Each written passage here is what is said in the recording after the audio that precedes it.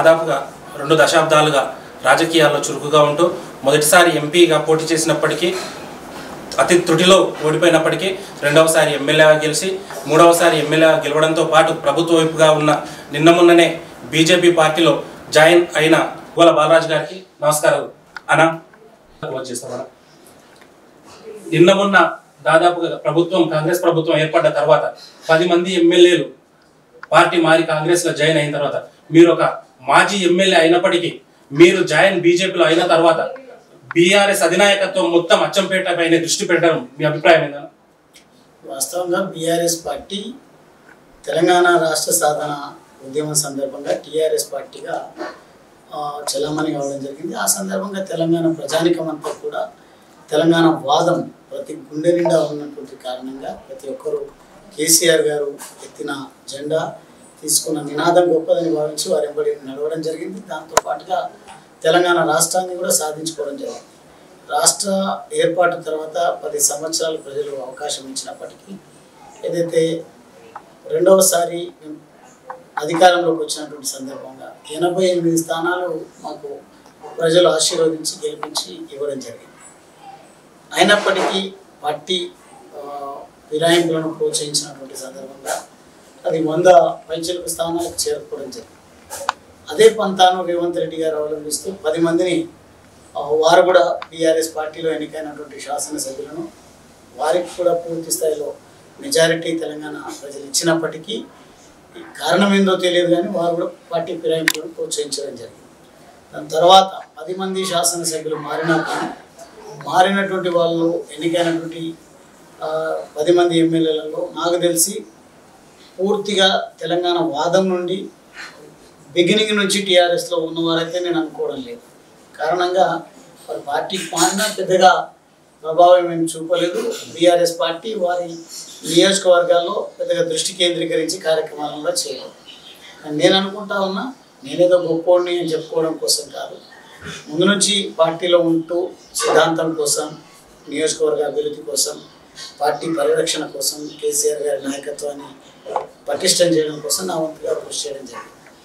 ప్రతి సందర్భంలో మాకు కూడా కొన్ని ఇబ్బందులు ఉన్నప్పటికీ, అనుకున్న పనులు కానప్పటికీ పార్టీలో ఉన్నప్పుడు ఉంటూ విమర్శించడం శ్రేయస్కరం కాదు, వెళ్తూ విమర్శించడం కూడా శ్రేయస్కరం కాదు అని రాజీనామా చేసి నేను పార్టీ మారి వెళ్ళడం జరిగింది. వెళ్ళిన సందర్భంలో నేను ఒక్క విమర్శ కూడా చేయకుండా ప్రశంసిస్తూ బయటకు వచ్చిన తర్వాత కారణాలు ఏందో తెలియదు కానీ పూర్తిగా కేటీఆర్ గారు, హరీష్ రావు గారు అక్కడికి రావాలని అనుకున్నారు. వారు రాకుండా మళ్ళీ ఏదో పెద్దగా గువ్వల బాలరాజుకు స్థాయి పెంచినట్టు అవుతుంది, ఏదో నాకు స్థాయి లేనట్టుగా వాళ్ళు పెంచినట్టు అవుతుంది, మీరే చూసుకోండి అంటే జిల్లాలో, ఉమ్మడి జిల్లాలో ఉన్నటువంటి నాయకులందరూ కూడా వచ్చి అక్కడ కార్యక్రమాన్ని పెట్టుకోవడం జరిగింది. వచ్చిన నాయకులంతా కొంత గొప్ప తెలంగాణ ఉద్యమానికి అదేవిధంగా కేసీఆర్ గారితో పాటు ఉన్నటువంటి వాళ్ళే. కానీ కేసీఆర్ గారి ప్రభుత్వాన్ని పూర్తి స్థాయిలో ఉపయోగించుకొని అధికారిగా చలామణి అయినటువంటి ఒక ఆయన మన నాగర్ కర్నూలు నుంచి పోటీ చేసిన ఆయన నా పైన వచ్చి పెద్దగా ఉపోద్ఘాతాలు ఇస్తున్నాడు. అక్కడ ఉన్నటువంటి క్యాడర్ ఆపత్కాలంలో ఇబ్బందులు ఉన్నప్పుడు గువ్వల బాలరాజు చేసిన పని సరైనది కాదు, నేను మళ్ళీ తిరిగి పార్టీలోకి రమ్మంటున్నా, వారి పార్టీ తనదైనట్టుగా రకరకాల మాటలు మాట్లాడడం జరిగింది. మొత్తంగా అక్కడికి వచ్చినటువంటి వాళ్ళపైన నేను విమర్శలు చేయదలుచుకోలేదు. కారణం ఏంటంటే రాజకీయాలకు కొత్త నిర్వచనం ఇవ్వాలి. తిట్ల పురాణం అందుకొని ప్రతి విమర్శలు చేసుకోవడం అనేది ప్రతిసారి శ్రేయస్కరం కాదు, నా నైజం కూడా కాదు. కాబట్టి నేను నా సాధ్యమైనంత మేరకు దాదాపుగా 2 దశాబ్దాల కాలం పాటు ఆ పార్టీలో కేసీఆర్ గారి నాయకత్వంలో పనిచేసిన కాబట్టి బయటకి గౌరవంగా వెళ్దాం. నేను అనుకున్నటువంటి నా లక్ష్యం పేదరిక నిర్మూలన, తర్వాత సమాజాన్ని స్థాపించడము, జాతీయవాదాన్ని పెంపొందించడము, భక్తి భావం కలిగినటువంటి వాళ్ళు, దేశభక్తి భావం కలిగినటువంటి వాళ్ళందరినీ కూడా ఏకతాటిపైకి తీసుకొచ్చి ఈ రుగ్మతలన్నింటినీ కూడా రూపుమాపి చైతన్యం తీసుకురావాలనే లక్ష్యంతో నేను రావడం జరిగింది. కాబట్టి అక్కడ నేను వెళ్తున్నటువంటి విధానాన్ని బట్టి ఎవరు విమర్శలు కూడా చేయలేకపోయింది. చేస్తే కూడా వారికి కూడా తెలుసు నేను ఒకవేళ ఏమన్నా మాట్లాడితే మాత్రం ఊరుకోననే సంగతి వాళ్ళకి తెలుసు. కాబట్టి వాళ్ళు నాతో ఉన్నటువంటి బీజేపీ పార్టీని పటిష్టపరచాలి, మోడీ గారి నాయకత్వంలో ఇప్పటి వరకు ఇచ్చినటువంటి నినాదం డబుల్ ఇంజన్ సర్కార్, త్రిబుల్ ఇంజన్ సర్కార్ అనే నినాదంతో నా ముందుకు పోవాలనే ఆలోచనతో వారు ఒకవేళ నాకు ఏ బాధ్యత ఇచ్చినా పార్టీ అధిష్టానం ఆ బాధ్యతను నిర్వర్తిస్తా అని నాకు జరిగింది. కాబట్టి ఇంకొకసారి స్పష్టత ఇస్తా ఉన్నా, నా అచ్చంపేట నియోజకవర్గ ప్రజానికి స్పష్టంగా ఎట్టి పరిస్థితుల్లో నా కంఠంలో ప్రాణం ఉన్నంత వరకు అచ్చంపేటను వదిలిపెట్టే ముచ్చటే లేదు. అచ్చంపేట నాకు రాజకీయంగా జన్మనిచ్చింది కాబట్టి అచ్చంపేటలో కాషాయ జెండాను కమలం పువ్వు వికసించే విధంగా నా వంతుగా నేను ప్రయత్నం చేస్తా. ప్రజల్లో మమేకమైతా. నన్ను 2 సార్లు గెలిపించినటువంటి ఆ గడ్డ పైన మళ్ళొక్కసారి యువతరాన్ని పెంచి యువ నాయకత్వాన్ని అచ్చంపేట ప్రజలకు స్థానిక సంస్థల ఎన్నికల రూపంలో ఇవ్వాలని నిర్ధారించుకోవడం జరిగింది. నియోజకవర్గాల పునర్విభజన అనేది జరిగి కల్వకుర్తి ప్రాంతం ఎస్సీ అయితే అచ్చంపేట జనరల్గా మారితే మీరు కల్వకుర్తిలో పోటీ చేస్తారని ఒక రూమర్ అయితే నడుస్తుంది. ఉమ్మడి జిల్లాలో మీరు జాయిన్ అయిన తర్వాత అచ్చంపేటలో పోటీ చేస్తారా, కల్వకుర్తిలో పోటీ చేస్తారా? ఇదంతా కూడా పార్టీ ఆదేశిస్తే అచ్చంపేట జనరల్ అయితే అచ్చంపేట నుంచి కూడా నేను పోటీ చేస్తే గెలుపొందుతా. లేదు పార్టీ ఆదేశించి రిజర్వేషన్ మారింది ఇంకో దగ్గర పోటీ చేయమంటే చేస్తా. లేదు పోటీ చేయకుండా మీరు పూర్తి స్థాయిలో నేను ఎత్తుకున్న జెండా ఒకటే. ఈరోజు బాబాసాహెబ్ అంబేద్కర్కు అదే మాదిరిగా హిందుత్వానికి వ్యత్యాసం ఉంది అని కావాలని కల్పితం చేసినటువంటి ఒక స్టోరీ కారణంగా ఒక దళిత సామాజిక వర్గం ఇప్పటికి కూడా ఇది మా పార్టీ కాదేమో అనే భ్రమలో ఉన్నారు, ఆలోచనలో ఉన్నారు. ఇది బీజేపీ పార్టీ, బీజేపీ సిద్ధాంతం అది కాదు అన్నట్టుగా ఉన్నారు. మీరు ఇప్పుడు అంబేద్కర్ వాద్య, హిందుత్వవాద్య, జాతీయవాద్య, ఎందుకంటే కాంగ్రెస్ ఓటు బ్యాంక్ అనేది దళితులకు ఫేవర్గా ఉంటుంది అనేది ఒక వాదన అనేది ఉంది. ఆ ఓటు బ్యాంకును బీజేపీ వైపు డైవర్ట్ చేయగలిగే సత్తా మీకుంది. ఉన్నప్పటికీ అధిష్టానం మీకు ఇచ్చే అవకాశం ఉందా? నేను చెప్పిన కదా అవకాశం, పనిచేసే అవకాశం. మీరు వచ్చి ఒకవేళ ఇప్పుడు మీరు ఒక జర్నలిస్ట్గా ఒక ఏదో B9 న్యూస్ అని స్థాపించుకున్నారు. రేపు మీరు వచ్చి కూడా మేము బీజేపీ పార్టీని పెంచడం కోసం, జాతీయ భావాన్ని పెంపొందించడం కోసం పనిచేస్తామంటే బీజేపీ నాయకుడిగా, కార్యకర్తగా నేను కూడా స్వాగతం చెప్తా, మీతో పని చేయించుకుంటా. కానీ ఏదైతే మీరు మాట్లాడిన మాటలు హిందుత్వం వేరు లేదంటే దళితవాదం వేరు ఇవన్నీ వేరువేరుగా చూపిస్తున్నారో చూపించడానికి కారకులు కాంగ్రెస్ పార్టీ. ఆ రోజు బాబాసాహెబ్ అంబేద్కర్ను అవమానపరిచినటువంటి పార్టీ కాంగ్రెస్ పార్టీ. మహిళా బిల్లు కోసం ప్రయత్నం చేస్తే తను న్యాయశాఖ మంత్రిగా రాజీనామా చేస్తే పట్టించుకోలేదు. తను ఎంపీగా ఓడిపోతేనే బాగుంటుందని దగ్గరుండి ఓడించింది. కూర్చున్న కొమ్మను నరుక్కున్నటువంటి నైజం చాలా పార్టీలకు ఉంది. కాబట్టి కాంగ్రెస్ పార్టీ ఏదైతే దళితవాదాన్ని ఓటు బ్యాంక్ కోసం వాడుకుంటా ఉన్నారో, దళితులను ఇంకా గ్రామాలకు వెలపలనే ఉండేటట్టుగా, బయటనే ఉండేటట్టుగా ఏదైతే కుట్ర పన్నుతా ఉన్నారో దాన్ని ఖచ్చితంగా రూపుమాపుతా దళితులను సమాజంలో ఉన్నటువంటి ప్రతి ఒక్కరికి on par with other communities అందరితో సమానంగా నా వర్గం వాళ్ళను మాత్రం తీసుకువెళ్ళేటువంటి ప్రయత్నం శక్తి వంచన లేకుండా నేను చేస్తాను. ఇంకొకటి అన్న, మీరు అధినాయకత్వం చెప్పిన మాటకు కట్టుబడి ఉంటా అంటున్నారు. జాతీయ స్థాయిలో ఎస్సీ కమిషన్లో మెంబర్గాను వస్తుందనే సమాచారం ఉంటుంది. మీరు అధినాయకత్వం మీకు పార్టీ బాధ్యత అప్పచెప్తుందా, ప్రభుత్వ బాధ్యత అప్పచెప్తుందా? నాకు తెలిసి నేను వాళ్ళని కోరుతున్నది, అధిష్టానాన్ని కోరుతున్నది, పనిచేసే వెసులుబాటు కల్పించండి. ప్రస్తుతం ఉన్నటువంటి దళితులకు సమాజంలో ఉన్నటువంటి మిగతా వారికి మధ్యలో ఏదైతే గ్యాప్ సృష్టించిందో కాంగ్రెస్ పార్టీ లేకుంటే కుట్రదారులు, ఆ గ్యాప్ను ఫిల్ చేయడమే, ఆ వ్యత్యాసాన్ని రూపుమాపడమే నేను పనిగా పెట్టుకున్న తప్ప పార్టీ పదవు లేకుంటే నామినేటెడ్ పదవు, ఎస్సీ కమిషన్ చైర్మన్ ఇంకొకటి నేను ఆశించడం లేదు. నాకు పార్టీ కోసము పనిచేసేటువంటి అవకాశం మాత్రమే, పదవుల రూపంలో కాదు, స్వేచ్ఛ ఇవ్వమని మాత్రం కోరత ఇస్తుంది నాకు. రేపు భవిష్యత్తులో ఇంకా ఇచ్చే అవకాశం ఉంది. కాబట్టి పార్టీ కోసం పనిచేసి పార్టీని పటిష్టపరిచి మోడీ గారి నాయకత్వాన్ని బలపరిచి మోడీ గారి ఆశయం నెరవేరే విధంగా అద్భుతంగా ప్రపంచంలోనే నంబర్ 1 స్థానానికి భారతదేశం అన్ని రంగాల్లో ఎదగడం కోసం నేను నా వంతు ప్రయత్నం చేస్తాను. మీరు ఒక ఆశయంతో వెళ్ళిరని నేను అనుకుంటున్నాను.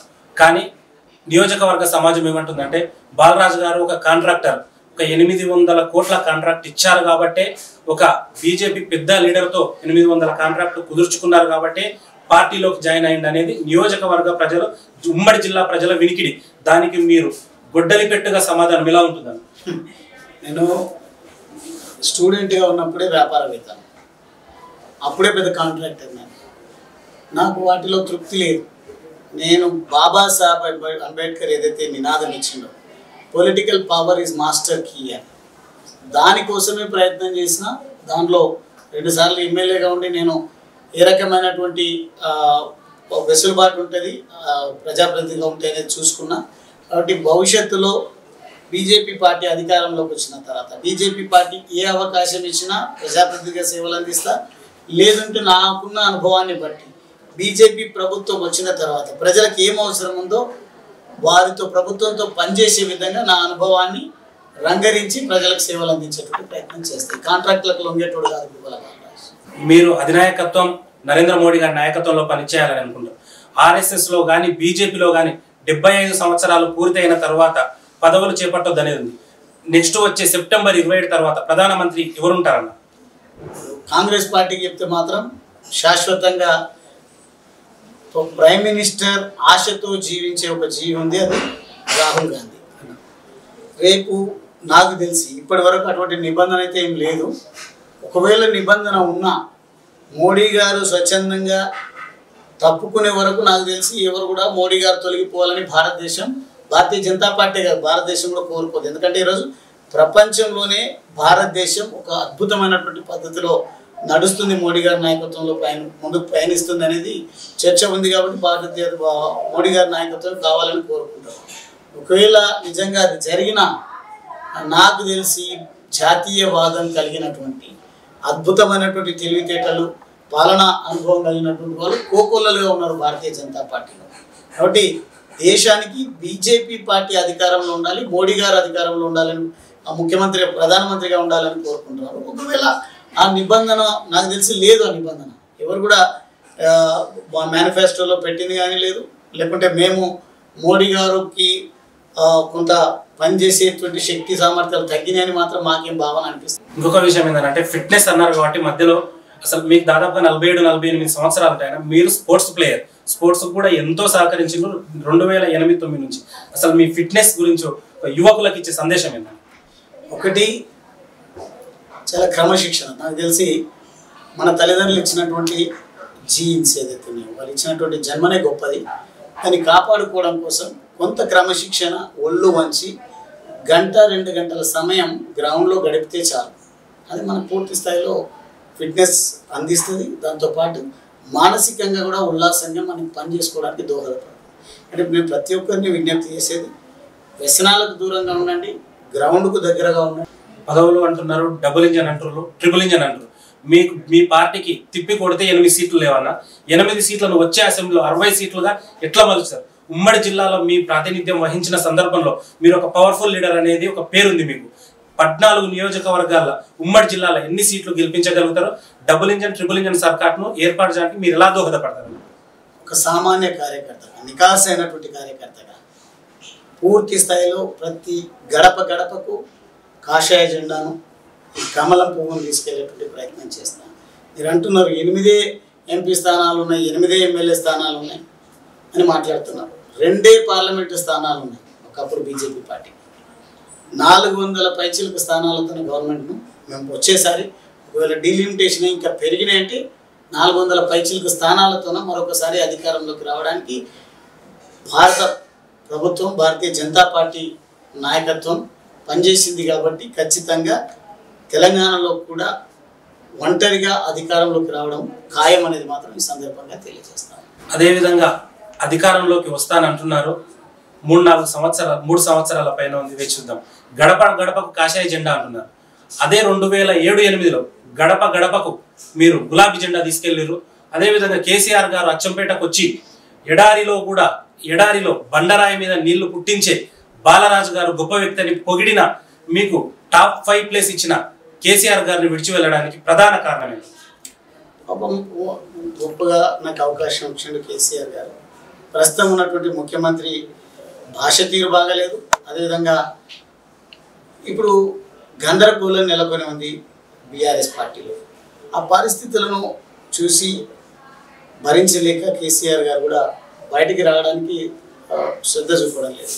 ఆ పరిస్థితుల్లో నేను లాయల్గా ఉండాల్సింది ముందు నా ఆశయం కోసం, లాయల్గా ఉండాల్సింది నా జాతి కోసం. నా జాతి అంటే నేను ఇచ్చే నిర్వచనం పేద జాతి. పేద వర్గాలను పైకి తీసుకురావాలంటే పొలిటికల్ పవర్ ఇస్ మాస్టర్కి. అంతరించిపోతున్నటువంటి పార్టీలో ఉంటూ ఇంకా నా లాయల్టీనే చాటుకునేటువంటి ప్రయత్నం నేను చేస్తే నా జన్మకు సార్థకత ఉండదు. తెలంగాణ రాష్ట్రం కోసం వచ్చినాం, ఏం పదవులు ఆశించకుండా పనిచేస్తే నేను ఒక అనివార్యత నెలకొల్పినటువంటి కారణంగా పార్టీ నాకు అవకాశం ఇచ్చింది 4 సార్లు. ఒకసారి ఎంపీగా నిలబడ్డాం, మీకు తెలుసు. ఈరోజు నేను పార్టీ వీడిన వెంటనే పూర్తి స్థాయిలో నా ఎంబడి ఎవరిని రాకుండా కట్టడియాలనే ఆలోచనతోన మొత్తం ఉమ్మడి జిల్లా నాయకత్వం అంతా కూడా ఒకరు వచ్చింది. ఇప్పటి వరకు నేను పార్టీలో చేరినప్పుడు రిజైన్ చేసినప్పుడు ఎవరికి చెప్పలేదు, ఎందుకంటే బీజేపీ బీఆర్ఎస్ పార్టీ వైఖరి తెలుసు కాబట్టి. బీజేపీలో చేరుతున్న టైంలో కూడా ఎవరికి నేను ఫోన్ చేయలేదు. ఇప్పుడు ఫోన్లు చేయడం మొదలుపెట్టిన అద్భుతమైనటువంటి స్పందన కనిపిస్తూ ఉంది. కాబట్టి నేను ఉండాల్సింది కృతజ్ఞతగా ప్రజలకు, నా ఆలోచనలకు ఉండాలి. కృతజ్ఞతగా ఉన్నాను కాబట్టి పార్టీ నాకు అవకాశం ఇచ్చింది. ఈరోజు కేసీఆర్ గారు బయటకు వచ్చి పనిచేసే పరిస్థితి కనిపిస్తుంది. కారణాలు ఏమైనా ఉండొచ్చు. ఉన్నటువంటి బీఆర్ఎస్ నాయకత్వం అధికారం మాదే వస్తుందని చెప్తున్నారు, కానీ యుద్ధం చేసేటువంటి పరిస్థితులు లేవు. కాబట్టి నేను ఒక పోరాట యోధుడిని. పోరాటాల ద్వారానే మనం తెలంగాణ తెచ్చుకున్నాం. త్యాగాల పునాదులపైనే తెలంగాణ రాష్ట్ర కళను సాకారం చేసుకున్నాం పోరాటం చేసి. కాబట్టి ఆ పోరాట పటిమ నా ఒంట్లో ఇంకా కూడా ఉంది. కాబట్టి నా సత్వను చంపుకొని ఉండడం సాధ్యం కాదు. కాబట్టి అధికార పార్టీలో చేరకుండా మంచిగానే గెలుస్తుంది అని వాళ్ళు అనుకుంటున్నటువంటి పరిస్థితుల్లో బీఆర్ఎస్ పార్టీలో వాళ్ళు ఉన్నా వాటన్నింటిని కాదని నేను బీజేపీలోకి రావడానికి కారణం మోడీ గారి నాయకత్వం బలంగా ఉంది. బీజేపీ ఆలోచనలు పేదలకు దగ్గరగా ఉన్నాయి కాబట్టి, పేదల అభ్యున్నతిని కాంక్షిస్తున్నాయి కాబట్టి బీజేపీ పార్టీ నేను చేరడం జరిగింది. కాబట్టి తప్పకుండా నేను అనుకున్నటువంటి ఆశయాలు నెరవేర్చడం కోసం కొంత నాకు కూడా కొద్ది బాధనే ఉంది కేసీఆర్ గారిని వదిలి రావడంలో. అయినప్పటికీ అర్థం చేసుకుంటారని అనుకుంటున్నా. నా రాజీనామా పత్రం ద్వారా కూడా ఇప్పుడు కేసీఆర్ గారు నిజంగానే వారు కూడా అనుకోవచ్చు గోలబాలుగా చేసిన దాంట్లో తప్పేం లేదని. ఆ పార్టీ అధిష్టానం కూడా నేను చేసిన దాంట్లో తప్పేం లేదని అనుకున్నది కాబట్టి నా పైన పెద్దగా విమర్శించడం లేదు. నేను విమర్శకులు కొంతమంది చేస్తున్నా తెలిసి తెలియక అవగాహన రహితంతోన వాళ్ళు మాట్లాడుతుండొచ్చు. కానీ నేను పూర్తి స్థాయి కాన్షియస్నెస్తోనే, పూర్తి స్థాయి అవగాహనతోనే నేను కేసీఆర్ గారిని వీడి మోడీ గారి నాయకత్వాన్ని బలపరిచి తెలంగాణ రాష్ట్రంలో కూడా ఒంటరిగా బీజేపీ పార్టీని అధికారంలోకి తీసుకురావడం కోసం నేను నా వంతుగా కృషి చేయాలని ఆలోచనతో రావడం జరిగింది. జీవితానికి సార్థకత ఉండాలని ఒక మాట అన్నారు. మీరు జీవితాంతం బీజేపీ పార్టీలోనే ఉంటారా? తప్పకుండా. నేను చెప్తున్నా కదా, 20 సంవత్సరాలు 10 సంవత్సరాల దాదాపుగా 5 సంవత్సరాల కాలంలో అయితే చివరి 5 సంవత్సరాలు అంటే నేను రెండోసారి అధికారంలోకి వచ్చాను, ఎమ్మెల్యే గెలిచిన వారు ఆలోచనలకు దూరం అవుతున్నారని తెలిసి కూడా నేనేం చేయలేక నా ఆశయాలు చచ్చిపోతాయనే భయంతో నేను బీజేపీలోకి రావడం జరిగింది. కానీ ఈరోజు మీరు చూసినట్టయితే మోడీ గారు 3 సార్లు ముఖ్యమంత్రిగా గుజరాత్కు సేవలు అందించారు, 3 సార్లు మూడోసారి ప్రధానిగా సేవలు అందిస్తున్నారు. అయినా కానీ వారి గ్రాఫ్ పెరుగుతుంది. దానికి కారణం వారికి ఎటువంటి స్వార్థం లేదు. భారతీయ జనతా పార్టీ దేశాన్ని ఏకతాటిపైన నడిపించాలని చూస్తున్నాను. దానికి ఎన్నో ఉదాహరణలు కోకోలుగా ఉన్నాయి. కాబట్టి నేను అన్ని అవగాహన చేసుకొని ఉన్నా. నిజంగా బీజేపీ కూడా నేను నమ్ముతున్నట్టుగా దళితులను ఏ రోజు కూడా దూరం చూడలేదు. నేను ఇప్పటివరకు అర్థం చేసుకున్నట్టుగా దళితులను దగ్గర చేసుకోవడం, పేదలను దగ్గర చేసుకోవడం, పేదల అభ్యున్నతి కోసం పనిచేస్తుందని నేను అర్థం చేసుకున్నా, నమ్ముతున్నా. ఒకవేళ నమ్మని రోజు నేను చెప్తున్నా కదా, ఇప్పుడు కూడా నా ఆలోచనలకు నేను లాయల్గా ఉంటాను, నా ప్రజల అభ్యున్నతి కోసం నేను లాయల్గా ఉంటాను. బీజేపీ పార్టీలో ఆ పరిస్థితి లేదు. బీజేపీ కూడా బీఆర్ఎస్ లాగా లేదంటే కాంగ్రెస్ లాగా వైఖరి వాళ్ళకి మారుతుంది అని అన్నప్పుడు తప్పకుండా అవసరమైతే రాజకీయాలను వదిలేస్తా, కానీ బీజేపీని వేడి ఇంకో పార్టీలోకి అయితే వెళ్ళను. దళిత వర్గాలు అని మీరు అంటున్నారు. దళిత వర్గాలను అచ్చంపేట ఎస్సీ కాన్స్టిట్యున్సీ కాబట్టి అచ్చంపేట నియోజకవర్గంలో బీజేపీకి దగ్గర చేస్తారా? ఉమ్మడి జిల్లాలో దగ్గర చేస్తారా? రాష్ట్ర వ్యాప్తంగా మీరు దగ్గర చేస్తారా? దళితులను బీజేపీకి దగ్గర చేస్తారని మీ నమ్మకం, అసలు మీ కృషి ఎలా ఉండబోతుంది? ఒక సామాన్య కార్యకర్తలాగా ఉంటుంది. ఒక నిబద్ధత కలిగినటువంటి ఒక చదువుకున్న వ్యక్తిగా అవగతం చేసుకొని ఈ జెండాను, కాషాయం జెండాను ఎత్తుకున్నాడు గువ్వల బాలరాయ్ అని ప్రజలు విశ్వసించే విధంగా వాస్తవాలను దళితులకు కానీ లేదంటే బీజేపీకి దూరంగా ఉంటున్నటువంటి ముస్లిం క్రిస్టియన్ మైనార్టీలకు కానీ తెలియపరిచేటువంటి ప్రయత్నం నేను చేస్తాను. నాకు తెలిసి ఈరోజు భారతీయ జనతా పార్టీ అధికారంలోకి వచ్చిన తర్వాత మత చిచ్చు ఎవరు రగిలించాలనే ప్రయత్నం చేసిన వ్యవస్థను నియంత్రణలో పెట్టి పూర్తిగా అన్ని కులాలను మతాలను సమదృష్టితో చూస్తుంది. కాబట్టి ఖచ్చితంగా నా వంతు ప్రయత్నం అందరినీ, ఒక దళితులనే కాదు, ఏ మతమైనా భారతీయ భారత పౌరుడిగా లేకుంటే జాతీయ భావం కలిగి భారతీయ జనతా పార్టీ అవలంబిస్తున్నటువంటి విధానాల వల్ల ఎవరికి నష్టం లేదు అని ప్రజలు విశ్వసించే విధంగా నేను అర్థం చేసుకున్నది విడమర్చి చెప్పడం కోసం ఈ 3.5 సంవత్సరాలు వాడుకుంటా. అందుకే అంటున్నా మళ్ళీ నాకు ఎమ్మెల్యేనో ఎంపీగో కావాలనేది కాదు. రేపు దేశం బాగుండాలంటే జాతీయ భావాన్ని పెంపొందించాల్సినటువంటి అవసరం, సెక్యులరిజాన్ని కాపాడుకోవాల్సినటువంటి అవసరం. సెక్యులరిజంతో బీజేపీ మాత్రమే ఉందని నేను భావిస్తాను. ప్రతి ఒక్కరిని గౌరవిస్తుంది. నిజంగా చూడాలంటే ఒక రకంగా మాట్లాడితే వివిధ రకాలుగా మళ్ళీ ముస్లింలు అని ఇంకోరు మాట్లాడతారు. ట్రిపుల్ తలాక్ విషయంలో కూడా భారతీయ జనతా పార్టీ తీసుకున్నటువంటి ప్రభుత్వం తీసుకున్న నిర్ణయంతోన ముస్లిం సోదరిమణులు కూడా మోడీ గారి ప్రభుత్వాన్ని ప్రశంసిస్తున్నారు. దానిలో చదువుకున్న ఇంటలెక్చువల్స్ కూడా నిజమే కదా, దానివల్ల నష్టమేముంది అనే పద్ధతిలో ఆలోచిస్తున్నారు. మొన్న నేను మీ నియోజకవర్గమైన లింగాల్ మండలం ఒక గ్రామం పేరు నేను చెప్పను, మీరే అర్థమవుతుంది, వెళ్ళినా అన్న నేను. మొన్న 2018 సర్పంచ్ ఎలక్షన్లో ఒక అగ్రవర్ణ 100 కోట్లు ఉన్న నాయకుడిని కాదని వేరే పార్టీ నాయకుడిని పక్కకెట్టి ఒక యునానిమస్ చేసారు, ఒక పేద బీసీని యునానిమస్ చేసారు, అసలు అతన్ని కిడ్నాప్ చేసి యునానిమస్ చేసారు. అలాంటి గువ్వల బార్లా మొగోడు కానీ మాకు చెప్పకుండా పోయిండు. అసలు అందుకే మేము ఉన్నాం, రావడానికి మీ రావడానికి కూడా సిద్ధంగా ఉన్నారు. అసలు అట్లా ఒక అగ్రవర్ణానికి సంబంధించిన అతన్ని కిడ్నాప్ దాచిపెట్టిరా, మీరు మెయింటైన్ చేసిరా, అవన్నీ పక్కకెడితే ఒక బీసీ వర్గానికి సంబంధించిన జనరల్ గెలిపించడానికి అసలు మీ ప్రోత్సాహం ఏ విధంగా అందించారు, మీరంటే ఎందుకు వాళ్ళకంత నమ్మకం?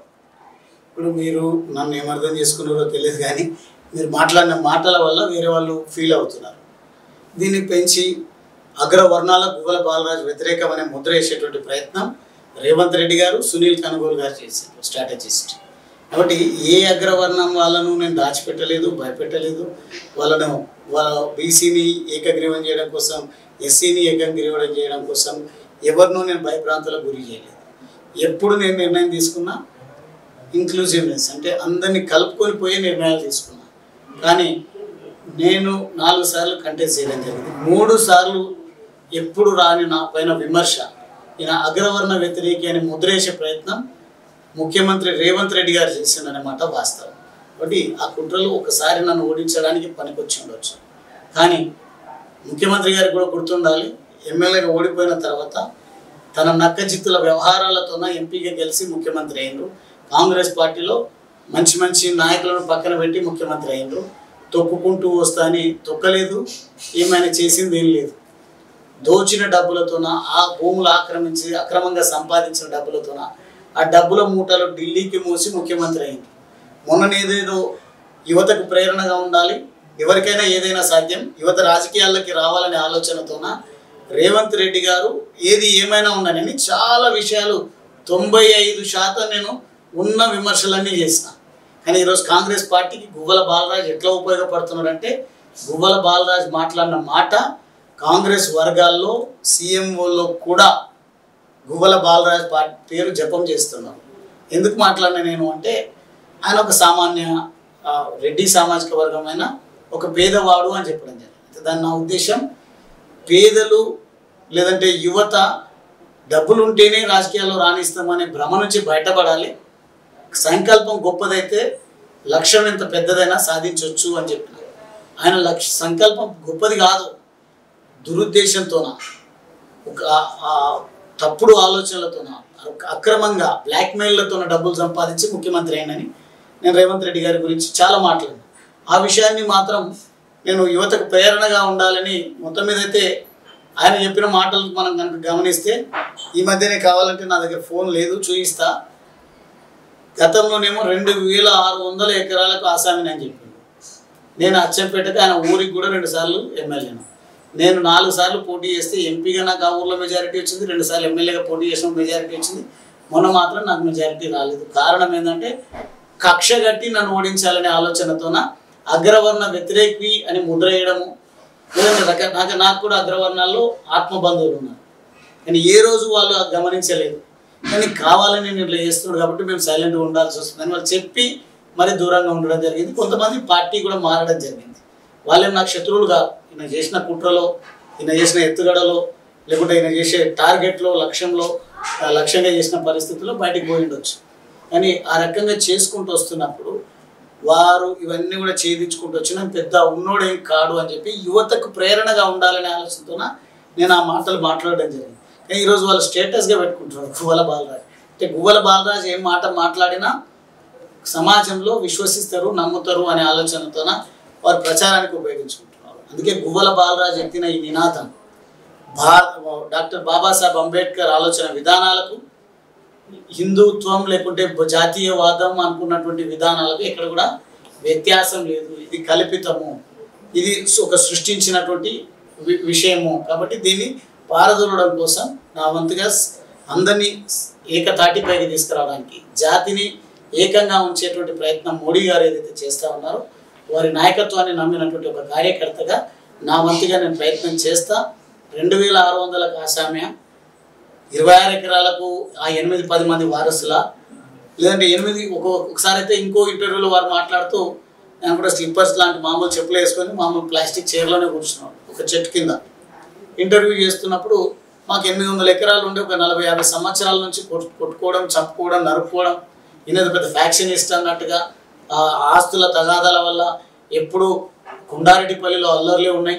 నేను పెద్ద చదువుకున్నా కాబట్టి మాకు అవగాహన వచ్చిన తర్వాత ఆ పరిస్థితి నుంచి మేము బయటపడ్డాము. సొంతంగా మొత్తం మీద గొప్పగా ఆలోచించి ముఖ్యమంత్రి అయినట్టుగా చెప్పుకునేటువంటి వారు ప్రయత్నం చేస్తున్నాం. కానీ ఏ రోజు ఆయన ఆస్తులు ఎంతో అందరికీ తెలుసు, వాళ్ళ నేపథ్యం ఏందో అందరికీ తెలుసు. కానీ మీరు పెట్టాలి. ఇప్పుడు మీరు కూడా కల్వకుర్తికి సంబంధించినటువంటి ఛానల్ కాబట్టి నాకు ఈరోజు పండగ రోజైనా నా జిల్లా అనే ప్రేమ ఉంది. ఒక యువత ఒక సంస్థను స్థాపించుకొని ముందుకు పోతుందనే ఆలోచనతో ప్రోత్సహించాలని మీకు ఇంటర్వ్యూ ఇచ్చేటువంటి ప్రయత్నం నేను చేసిన. మీరు దీన్ని స్టేటస్ పెట్టుకోండి. మీరు కూడా యువత స్టేటస్ పెట్టుకునే విధంగా మీరు కూడా దీన్ని డిజైన్ చేయండి. యువత రాజకీయాలకు రావాలనే ఉత్సాహం వాళ్ళకి కలిగేటట్టుగా మీరు నేను మాట్లాడిన మాటల్లో ఎసెన్స్ ఏందో అది అందరికీ అర్థమయ్యేటట్టు చేయండి. కానీ నాకు తెలిసినంతవరకు రేవంత్ రెడ్డి గారికి ఉన్నది మాత్రం 26 ఎకరాలు మొత్తం కుటుంబాన్ని. ఆయన చెప్పుకునేది మాత్రం 800 ఆసామి, ఒకసారి 2600 ఎకరాలు మాత్రం. మొత్తం కొండారెడ్డిపల్లి రెవెన్యూ పరిధియే 1300 ఎకరాలు కూడా లేదు నాకు తెలిసి. వారు ఎక్కడ ఒక దగ్గర చదువుకున్నారు, ఒక దగ్గర పెరిగిండు, ఒక దగ్గర దందాలు చేసిండు, ఇంకొన్ని బ్లాక్మెయిల్ చేసిండు, ఓ పార్టీలో చేరిండు, ఇంకో పార్టీలో చేరిండు, ఇంకో పార్టీ నుంచి పదవులు కొనుగోలు చేసిండు, ముఖ్యమంత్రి అయ్యిండు. ఈరోజు ప్రజలకు ఇచ్చినటువంటి హామీలను నెరవేర్చకుండా ప్రజలందరినీ కూడా కన్ఫ్యూజన్లో పెట్టి కావాలని కాలయాపన చేస్తున్నాం. మన ఛానల్ కల్వకుర్తికి సంబంధించిన ఛానల్ అన్నారు కదా, 2 రాష్ట్రాల్లో తెలంగాణ రాష్ట్రంలో 18 జిల్లాలో టెలికాస్టెడ్ ఛానల్ అన్న మీ దగ్గరికి ఇంతవరకు తీసుకురాలేదు. మిమ్మల్ని బీఆర్ఎస్లో ఉన్నప్పుడు కూడా ఇంటర్వ్యూ అంటే మీరు బిజీగా ఉండి రాలేకపోయారు, మేము మీ దగ్గరికి రాలేకపోయాం. అదేవిధంగా అనేది మీ ఛానల్ కల్వకుర్తిలో పుట్టింది అని చెప్పడం జరిగింది. 2 రాష్ట్రాలకు సంబంధించింది. మీ ప్రయత్నం గొప్పది, మీరు విజయవంతం కావాలని కూడా మనస్ఫూర్తిగా కోరుకుంటున్నాను. ధన్యవాదాలు అన్న. ఇంకొకటి, మీరు ఫ్యాక్షన్ రాజకీయం అన్నారు. అసలు మెయిన్ ఏంటంటే గువ్వల బాలరాజు అంటే రాయలసీమ రాజకీయాలు చేస్తాడు. గీత గీసిన అంటే వీడు నావాడు వాడు నావాడు అంతే అనేది చేస్తారు. దాని మీద మీరు రాయలసీమ రాజకీయం చేస్తారా, తెలంగాణ రాజకీయం చేస్తారా? అంటే ఇది ఏదో ఎఫెక్టివ్గా చెప్తలేనన్నా, మీరు తెలంగాణ బిడ్డనే, తెలంగాణ కోసం ఎంత కష్టపడారో మేము కూడా చూసాం. కానీ గీత గీస్తే రాయలసీమ రాజకీయాలు చేస్తారని అంటారు. యువతకు మీరు ఇచ్చే రాయలసీమ రాజకీయ సందేశం ఏంటన్నా? రాయలసీమ రాజకీయాలు ఎప్పుడు అనలే. నన్ను అట్లా చిత్రీకరించే ప్రయత్నము, నేను మాట్లాడే మాటలను ఇది అగ్రెసివ్ అని ముద్రేసే ప్రయత్నానికి చేసిన వాళ్ళు. కానీ నేను చదువుకునే యువకుడిని, నాకు మందు అలవాటు లేదు, లేదంటే కాలయాపన చేసేటోని కాదు. 24 గంటలు ప్రజాకోణంలో ఆలోచించటోని. తెలంగాణ రాష్ట్రం కోసం, తెలంగాణ రాష్ట్ర ఏర్పాటే ఎట్లయితే మనం జిందా తిలిస్ మాస్ గురించి మాట్లాడతామో, సర్వరోగ నివారణ జిందా తిలిస్ మాస్ అని, ఆ రకంగా తెలంగాణ రాష్ట్ర ఏర్పాటే శిరోధార్యం అని భావించి వచ్చినాం. తెలంగాణ రాష్ట్రం వచ్చింది. ఇప్పుడు దేశాన్ని యూనిట్గా ఒకటిగా నడిపిస్తున్నట్టు నరేంద్ర మోడీ గారి నాయకత్వంలో పనిచేయాలి. భారత పౌరులందరూ కూడా ఒకే కుటుంబ సభ్యులు అనే భావనతో మనమందరం భరతమాత బిడ్డలం, కొట్టుకోవద్దు, తన్నుకోవద్దు, కులాలుగా మతాలుగా విడిపోవద్దు. ఆ దిశగానే మోడీ గారి నాయకత్వం పనిచేస్తుంది. కాబట్టి అందరూ కూడా భారతీయ జనతా పార్టీలో చేరండి. మన దేశాన్ని కాపాడేటువంటి ఒక గొప్ప ఆశయం ఉన్నటువంటి నాయకుడు నరేంద్ర మోడీ గారు. బీజేపీ పార్టీయే భారతదేశానికి శ్రీరామ రక్ష. కాబట్టి ఆ దిశగా అందరూ ప్రయాణించాలని కోరుతాం. మీరు రాష్ట్రంలో ఎంత యువతను ఇంప్రెస్ చేశారో, రాష్ట్రానికి మీరు ఎంత చేశారు. రేపు మీరు దేశ రాజకీయాల వైపు చూస్తున్నారు. కేంద్ర మంత్రి ఎప్పుడు కాబోతున్నారన్న? రాజ్యసభతోని కేంద్ర మంత్రి ఎప్పుడు కాబోతున్నారన్న? రాజ్యసభ ఎందుకు, నేను నాకు కేసీఆర్ గారు ఒక సందర్భంలో ఒక మాట అన్నారు. ఎప్పుడు కూడా గోల బాలరాజు చూడండి, చిన్న పిల్లోడు, ఎప్పుడు తెలంగాణ భవన్కి వచ్చినా, ఎప్పుడు కార్యక్రమాల్లో ఉన్నా, ఎప్పుడు నియోజకవర్గాల్లో ఉన్నా ఒక పిల్లల కోడిలాగా ఉంటాడు. ఎప్పుడు దాని వెంట సంతలాగా ఉంటుంది. ప్రజలందరూ కూడా ఉంటారు, ఆ యువత ఉంటుంది. ఆ రకంగా ఉండాలి నాయకుడు అంటే ఆయన. నాకు నామినేటెడ్ పదవులు ఎందుకు, నాకు రాజ్యసభ ఎందుకు? నేను ఎమ్మెల్యే ఎంపీఏ వద్దనుకుంటున్న ప్రస్తుతానికైతే. నా ఆశయం మోడీ గారి నాయకత్వాన్ని పటిష్టపరచడం, తెలంగాణలో బీజేపీ పార్టీ ఒంటరిగా అధికారంలోకి రావడం. నేను ఒక్కరిని ఎమ్మెల్యే అవ్వడం వల్ల, ఎంపీ అవ్వడంలో పెద్ద ఒరిగేదేముండదు. కానీ నేను అనుకున్నటువంటి ఆలోచనలను మీ అటువంటి యువతకు, తెలంగాణలో యువత రాజకీయాల్లోకి రావడం కోసం నేను ఏ రకంగా అయితే కొంత గొప్ప విజయం సాధించినో రాజకీయ రంగంలో, ఆ దిశగా అందరినీ పయనింపజేయడమే ప్రస్తుతం నా పైన ఉన్నటువంటి బాధ్యత. గత 20 నిమిషాల నుంచి కేసీఆర్ గారి పేరు 78 సార్లు తలిచారన్న మీరు. సరే, ఆయన మీద ఉన్న ప్రేమన, అభిమానమా, ఆయన మీరు లిఫ్ట్ ఇచ్చిరనే విఘ్నతన, అదేవిధంగా బీఆర్ఎస్ పార్టీని బీజేపీలో విలీనం చేస్తారు కాబట్టి కేసీఆర్ గారి ప్రధాన అనుచరునిగా వాళ్ళ కుటుంబ సభ్యులకు కూడా తెలియకుండా మిమ్మల్ని బీజేపీలోకి పంపించాలని ఒక వాదన వినిపిస్తుందన్న. దానిపై మీరు రాష్ట్రానికే సమాధానం చెప్పాల్సి వస్తుంది. గువ్వల బాలరాజ్ టీఆర్ఎస్ పార్టీలో చేరినప్పుడు కూడా సొంత ఆలోచనలతోనే చేరడం జరిగింది. బీజేపీలో చేరడం కూడా నా ఆలోచనలతోన, భారతీయ జనతా పార్టీ ఆలోచన విధానాలు నచ్చి నేనే బీజేపీ పార్టీలకు చేరుతా అని వెళ్ళడం జరిగింది.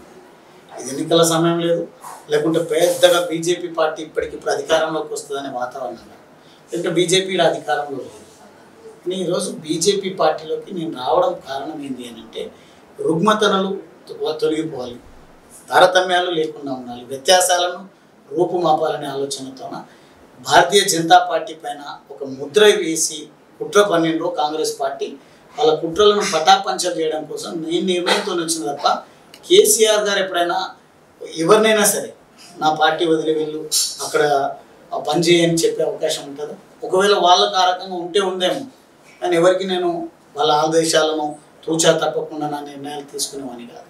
ప్రజాప్రతిగా పార్టీ విధానాలకు నేను లోబడి పనిచేస్తే తప్ప, నా పొలిటికల్ కెరియర్, నా రాజకీయ జీవితాన్ని నేను ఎంచుకొని ముందుకు పోవాలనుకున్నప్పుడు నాకున్న విజ్ఞత చాలు, నాకున్నటువంటి అనుభవం సరిపోతుంది. కాబట్టి నా అనుభవంతో, నా ఆలోచనతో మాత్రమే నేను నిర్ణయం తీసుకొని బీజేపీ పార్టీలకు వెళ్ళడం జరిగింది తప్ప, కేసీఆర్ గారి ఆలోచనలో, కేసీఆర్ గారి ఎత్తుగడలో భాగము నేను బీజేపీ పార్టీలోకి రాలేదు. మీ ఇష్టపూర్వకంగా బీజేపీలో చేరినా అంటున్నారన్న. అదేవిధంగా జనసేన పార్టీలో చేరి రాష్ట్ర అధ్యక్ష పదవి ఇస్తామని మీకు ఒక ఆఫర్ ఇచ్చారు.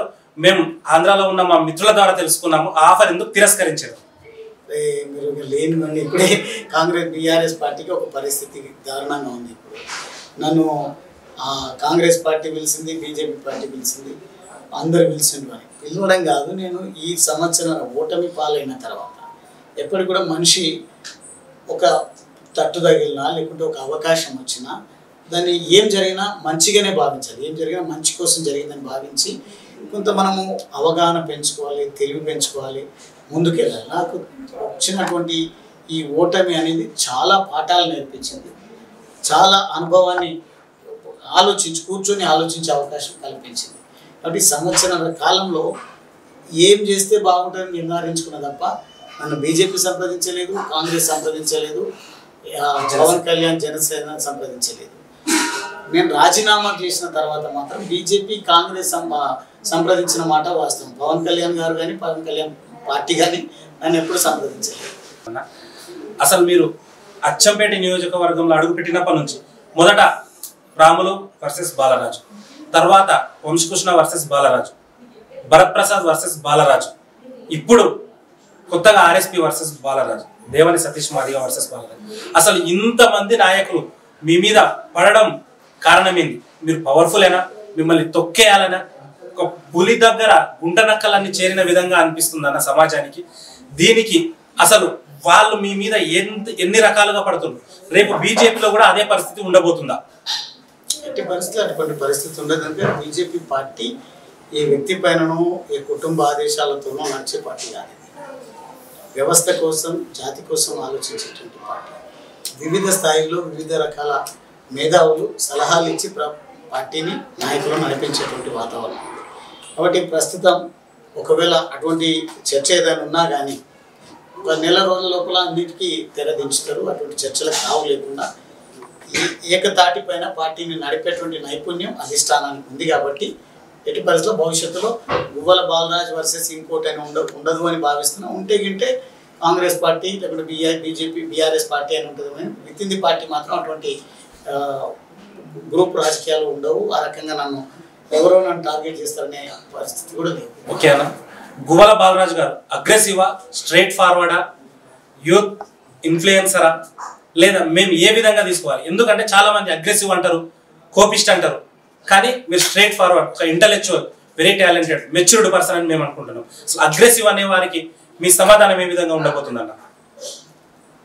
నన్ను ఆగ్రహం ఎక్కువ అన్నప్పుడు నేను ఇచ్చినటువంటి డెఫినేషన్ నా ఆగ్రహం ధర్మాగ్రహం అని చెప్పి పోరాటం చేయాల్సి వచ్చినప్పుడు నేను ఉగ్ర రూపం దాల్చి ప్రజలకు సేవ చేసేటటువంటి సందర్భంలో నా మానవీయ కోణాన్ని చాటి పేదల గురించి ఆలోచించేటప్పుడు నేను వచ్చినటువంటి నేపథ్యాన్ని 24 గంటలు గుండెల్లో పెట్టుకొని నేను వచ్చిన నేపథ్యం నుంచి ఇంకా అదే నేపథ్యంలో ఉన్నటువంటి వాళ్ళను పైకి తీసుకురావడం కోసం ఒక ప్రజాప్రతినిధిగా పనిచేసిన చదువుకున్న వ్యక్తిగా బాబాసాహెబ్ అంబేద్కర్ గారి ప్రేరణతో నేను ఎమ్మెల్యే అయిన తర్వాత పిహెచ్డి చేసిన లాలో.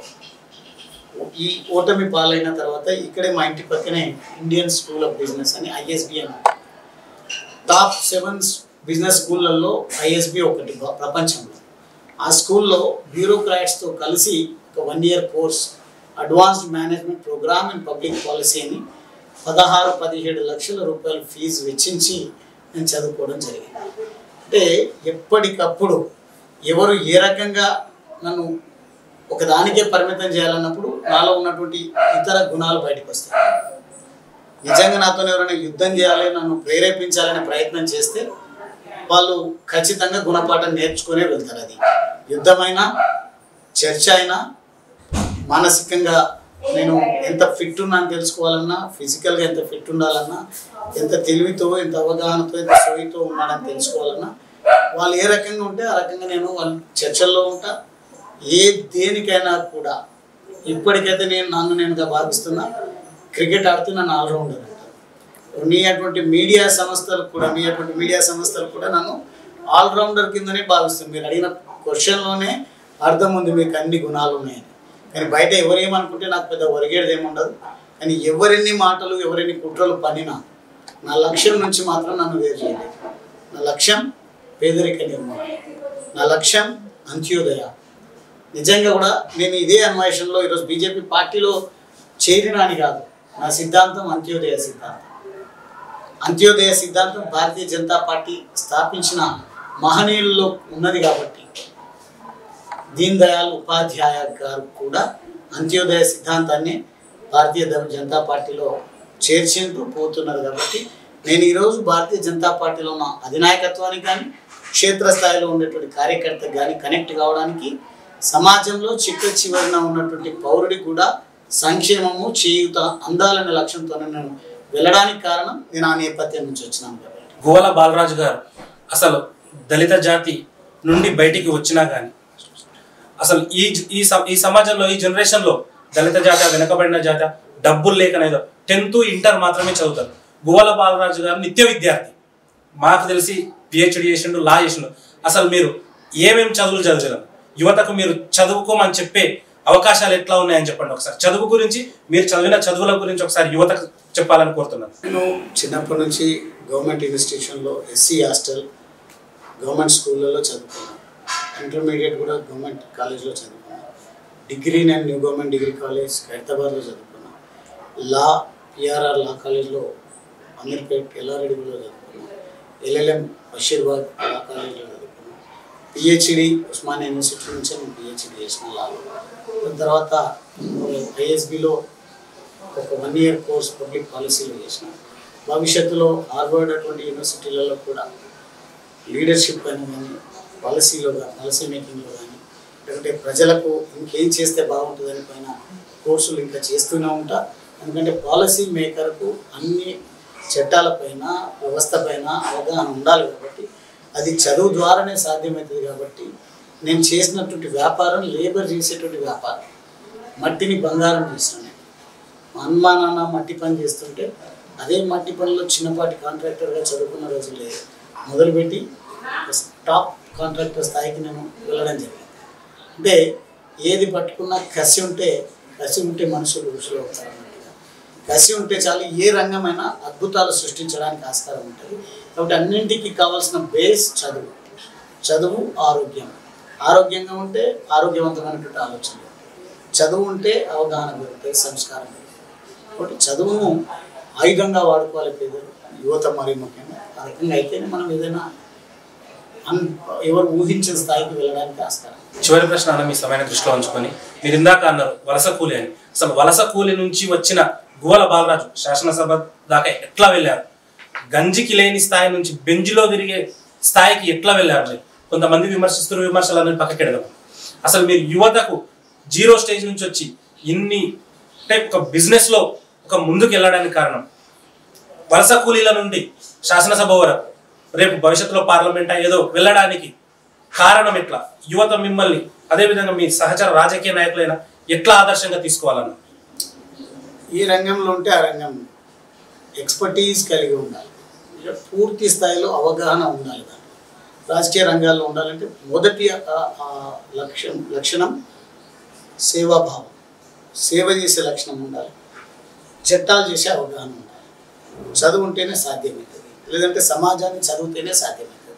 కాబట్టి ఇవన్నీ కూడా మనం అలవర్చుకుంటేనే సాధ్యమవుతుంది. కాబట్టి గంజికి లేనివాడు బెంజికి ఎదిగినాడు అంటే చెప్పినా మీకు చదువుకున్న రోజుల్లోనే నా చేతులు చూసినా అవుతుంది. అంటే ఇప్పుడు అంత పవర్ఫుల్ ఆ పనులు కూడా చేస్తున్నాను.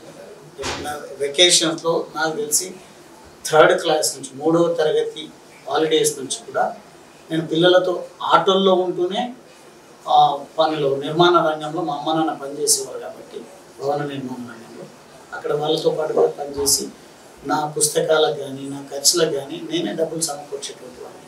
ఆ రకంగా బిజినెస్ పైన కూడా నాకు గ్రిప్ వచ్చింది. అందుకే నాకు ఉస్మానియా యూనివర్సిటీలో లా చేయడానికి సీట్ వచ్చినా అక్కడికి వెళ్తే కేవలం చదివితే చాలు ఉద్యోగం వైపు వెళ్ళాలనే ఒక సందేశం మన వాళ్ళు ఆశిస్తుంటారు పేద జాతులలో. కాబట్టి ఉద్యోగం చేయనని నిర్ధారించుకొని చదువుతో పాటు వ్యాపారం తర్వాత రాజకీయ రంగం అని అనుకున్నట్టుగానే దేవుడి అనుగ్రహం, మా తల్లిదండ్రుల దీవెనలు, అచ్చంపేట ప్రజల ఆశీర్వాదం వల్ల ఇప్పటికైతే నాకు ఉన్నటువంటి అన్ని కోరికలు నెరవేర్చుకున్న కోరికలు అనంతాలు. అయినప్పటికీ మనిషి నిజంగా ఒక ఆలోచన గొప్పదైతే ఒకసారి అంచనాలు వేసుకోవడం మొదలైతే ఎక్కడో ఒక దగ్గర మనం ఫుల్ స్టాప్ పెట్టాలి. ఎప్పుడు నిరంతరం ఆశతో వెళ్ళడం కాదు. ఆశయాలు మనం ఉంటేనే కాదు, మన ఆశయాలు గొప్పవైతే మనం నిజంగా ప్రజల కోణంలో ఆలోచిస్తే ప్రజా సమస్యలను పరిష్కరించడం కోసం నేనే కాదు, నా స్థానంలో మీ అనుకుంటే వాళ్ళని ఎవరైనా కానీ ప్రజాప్రతినిధిగా ఎన్నిక చేసి చట్టసభలకు పంపించి నాకున్నటువంటి ఆశయాలను మా తమ్ముళ్ళ ద్వారా, మా తమ్ముళ్ళు అంటే యువత, మా కుటుంబ సభ్యులు కాదు, సమాజమే నా కుటుంబం లాగా భావిస్తే కాబట్టి యువత ఎవరు ముందుకు వచ్చినా వాళ్ళని ప్రోత్సహించి ముందుకు పంపించేటువంటి ప్రయత్నం చేస్తారు.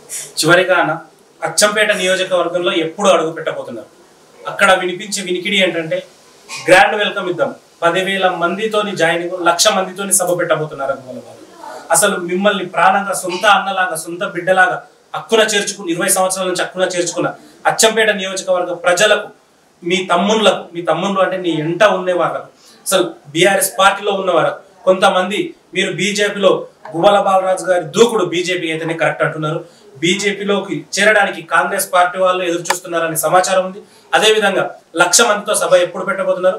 నీ వెనక ఉండి మీరు ఇన్ఫర్మేషన్ ఇవ్వని వాళ్ళకు అసలు మీరు ఇచ్చే సందేశం ఏంది? నియోజకవర్గ ప్రజలకు కానీ, అచ్చంపేట ప్రజలకు కానీ, నాగర్ కర్నూలు జిల్లా ప్రజలకు కానీ, మీ వెనుక ఉన్న మీ తమ్ముళ్ళకు కానీ చివరిగా మీరు ఇచ్చే సందేశం ఏంది? ఈ సందేశంతో అచ్చంపేట ప్రజలకు సైలెంట్గా ఉండాలి. అదేవిధంగా మీరు అనుకునే విధంగా, ఎందుకంటే అన్న ఎంతో కష్టపడి నియోజకవర్గాన్ని అభివృద్ధి చేసిండు. అసలు అచ్చంపేటనేనా ఇది హైదరాబాద్కు దగ్గరలో ఉండే ప్రాంతమా? అప్పర్ ప్లాట్ ఏరియా అయినా సరే కానీ హైదరాబాద్కు దగ్గరలో ఉండే ప్రాంతం అన్నట్లు డెవలప్ చేసిండు. చాలా మంది ఇప్పుడు మీరు డైలమోలో ఉన్నారన్న. మీరు ఎందుకంటే అసలు అన్న వస్తలేడు, ఏమైంది? అసలు డైలమోలో ఉన్న వారికి మీరు ఇచ్చే సందేశం ఏందో చెప్పండి అన్న. మీ తమ్ముళ్ళకు మీరు ఇచ్చే సందేశం ఈ మెసేజ్ ద్వారా మా అన్న వస్తాడు అని వాళ్ళు అనుకోవాలని మనస్ఫూర్తిగా కోరుకుంటూ మీరు ఇచ్చే సందేశం చెప్పండి అన్న. ఒకటి, బీజేపీ పార్టీలో చేరినాం కాబట్టి బీజేపీ పార్టీలో ఉన్నటువంటి క్షేత్రస్థాయి కార్యకర్తల నుంచి అధిష్టానం వరకు అందరితో పరిచయాలు పెంపొందించుకోవాలనే ఆలోచనతో చేరిన తర్వాత, అందరినీ చేరక ముందు, చేరిన తర్వాత నేను అందరినీ కూడా కలవడం జరిగింది. ఇంకా కొంచెం ఏదైతే ఇబ్బందులు ఉంటాయని నేను భావిస్తూ ఉన్నాను. ఆ ఇబ్బందులు ఉండకూడదు అంటే అధిష్టానమే మాకు మార్గనిర్దేశం చేయించాలి అనే ఆలోచనతో, దిశానిర్దేశం చేయాలి అనే ఆలోచనతో నేను వారి సూచన కోసం వేచి చూస్తాను. ఒకసారి వారు మీరు ప్రజల్లోకి వెళ్ళండి, అచ్చంపేట నుంచి మొదలు పెడతారా, నాగర్ కర్నూలు నుంచి మొదలు పెడతారా, మహబూబ్ నగర్ నుంచి మొదలు పెడతారా, హైదరాబాద్ నుంచి మొదలు పెడతారా, పెట్టండి అని వారు చెప్పే సూచనను పెట్టి అచ్చంపేట నుండి మొదలు పెట్టమని చెప్తారని నేను ఆశిస్తున్నాను. ఎందుకంటే 2 పర్యాయాలు అక్కడ నేను శాసనసభ్యుడిగా పనిచేశాను.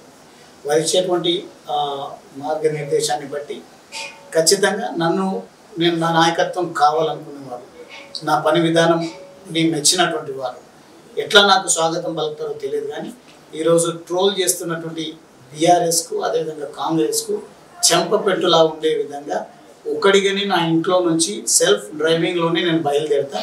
ఇక నన్ను ఏ రకంగా రిసీవ్ చేసుకుంటారో నాకు తెలియదు. కానీ నేను ఆశిస్తున్న అద్భుతమైనటువంటి స్వాగతం లభిస్తుంది, అద్భుతమైనటువంటి చేరికలు అచ్చంపేట నియోజకవర్గం నుంచి మొదలవుతాయనే విశ్వాసం. చివరి ప్రశ్న అన్న, మందకృష్ణ మాదిగ గారికి కేంద్రంలో పదవి రాబోతుంది అని ఊహాగనం వచ్చింది. నాకేమొద్దు, యాక్టివ్గా పనిచేసే గువ్వల బాలరాజు గారికి పదవి ఇవ్వాలని మందకృష్ణ గారు కేంద్ర నాయకత్వంతో మాట్లాడిన సమాచారం అన్న. దాని మీద ఒక జాతిపరంగా ఇవ్వండి, యాక్టివ్గా ఉంటాడు, యువకుడు అని చెప్పినట్టు దానిపైన మీరు జాతికి మొత్తానికి, అదేవిధంగా రాష్ట్ర మొత్తానికి ఒక సందేశం ఇవ్వాలి. మందకృష్ణ మాదిగ గారు ఏబిసిడి వర్గీకరణ కోసం శక్తి వంచన లేకుండా పనిచేశారు. వారు భారతీయ జనతా పార్టీ ప్రభుత్వం సహకారంతో ఏబిసిడి కేటగరైజేషన్లో విజయం సాధించారు.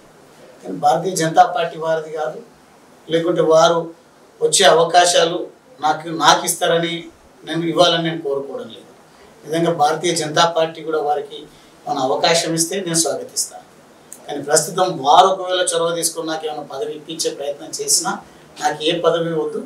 నేను సామాన్య కార్యకర్తలాగానే పార్టీ పటిష్టత కోసమే పనిచేసి మోడీ గారి నాయకత్వాన్ని పటిష్టం చేయడమే నా ముందున్నటువంటి లక్ష్యం. గులాబీ పార్టీలో అయితే ఏ విధంగా ఆ నుంచి రౌతి వరకు ఏబిసిడీలన్నీ నిర్మించిండో, అదేవిధంగా కాషాయ పార్టీలో కూడా అదేవిధంగా కార్యకర్తల నుంచి స్టార్ట్ చేస్తా అని మన బాలరాజన్న గారు వచ్చే ఎన్నికల్లో అచ్చంపేటలో కాషాయ జెండా ఎగురవేయాలని మా B9 న్యూస్ తరఫున మనస్ఫూర్తిగా కోరుకున్నాం. ధన్యవాదాలు అన్నగారు.